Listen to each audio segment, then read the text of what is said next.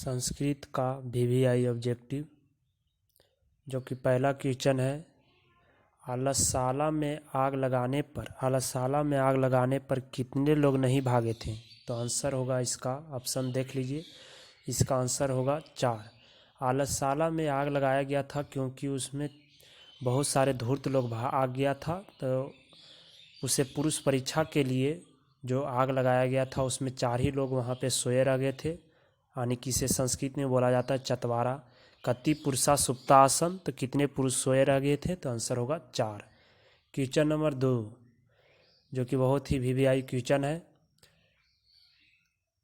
2022 exam के लिए। प्राचीन काल में शीर्ष को क्या कहा जाता है? तो आंसर होगा, प्राचीन काल में शीर्ष को जो कहा जाता था ब्रह्मचारी कहा जाता था। प्राचीन काल में शीर्ष को ब्रह्मचारी कहा जाता था। जब शीर्ष गुरु के घर में जाता था तो फिर अध्ययन करता है, शिक्षा के अध्ययन करते हुए पालन करता है, उसे मुंडन करवाया जाता था प्राचीन काल में। क्वेश्चन नंबर 3, ब्राह्मण के भेष में कर्ण के पास कौन आया था? पास कौन जाता है? तो इसका आंसर होगा इंद्र। इंद्र जो है ब्राह्मण के भेष में जाता है। अर्जुन के पद से कवच और कुंडल दान करता है कौन? कर्ण जो कवच और कुंडल दान कर देता है किसको? इंद्र को।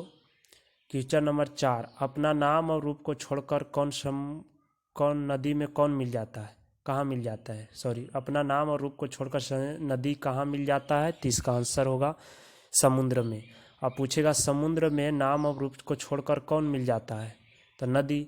तो नदी क्या छोड़कर समुद्र में मिल जाती है? क्वेश्चन अगला पूछ सकता है, तो नाम रूप को छोड़कर। क्वेश्चन नंबर 5, प्राचीन संस्कृति की पहचान किससे होती है? प्राचीन संस्कृति की पहचान किससे होती है? तो इसका आंसर होगा संस्कार से। प्राचीन संस्कृति की पहचान जो होती है संस्कार से होती है। संस्कार जो होता है, संस्कार कुल 16 होता है। संस्कृत बोले कति संस्कारा संति, संस्कार कितने होते हैं? आंसर होगा 16। इसे 5 विधाओं में मनाया जाता है। संस्कार को कितने भागों में बांटा गया है? तो 5 भागों में इस बांटा गया है। क्वेश्चन नंबर 6, वीरेश्वर कौन था? वीरेश्वर कौन था? तो हलस कथा पाठ का इसमें वीरेश्वर की चर्चा की गई थी। वीरेश्वर जो था मिथिला नगर के मंत्री था। हलस कथा पाठ के लेखक पूछेगा तो कौन था? तो विधापति था। हलस कथा पाठ के लेखक विधापति। और वीरेश्वर कौन था? तो मिथिला नगर के मंत्री था, ना कि राजकुमार था। आंसर क्या होगा? तो इसका आंसर जो होगा बी, मिथिला नगर के मंत्री था। वीरेश्वर कौन था? तो मिथिला नगर के मंत्री था। अगला क्वेश्चन जो कि मोस्ट इंपॉर्टेंट क्वेश्चन है, क्वेश्चन नंबर 7, लक्ष्मी किसे वरण करती है? तो लक्ष्मी उसी आदमी को मिलता है जो परिश्रम करता है। लक्ष्मी उसी को मिल सकता है जो परिश्रम करता है। तो इसका आंसर होगा उद्गीना पुरुष। उद्गीना पुरुष मतलब होता है परिश्रम करने वाले पुरुष को मिलता है। तो आंसर होगा इसका ए। क्वेश्चन नंबर 8, किसकी विजय नहीं होती है? तो किसकी विजय नहीं होती है? अगर पूछे जाए किसकी विजय होती है, 2 तरह की क्वेश्चन हो सकता है। किसकी विजय नहीं होती है? तो इसका आंसर होगा सत्य की। या किसकी विजय होती है? तो इसका आंसर होगा सत्य की।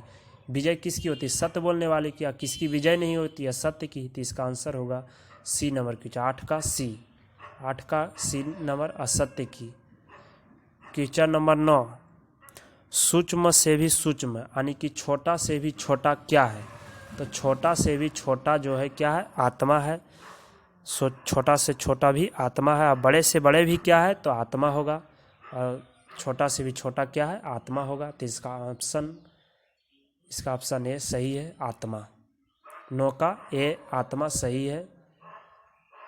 क्वेश्चन नंबर 10, मंदाकिनी नदी किस पर्वत के किनारे स्थित है? तो मंदाकिनी नदी जो है किस पर्वत के किनारे स्थित है? तो मंदाकिनी वर्णम पाठ चैप्टर में मंदाकिनी नदी का चित्रण किया गया है। उसमें सीता और राम की कहानी के बारे में है। क्वेश्चन नंबर 10 का आंसर जो होगा, इसका आंसर होगा डी नंबर, चित्रकूट के किनारे जो है मंदाकिनी नदी है। Answer D.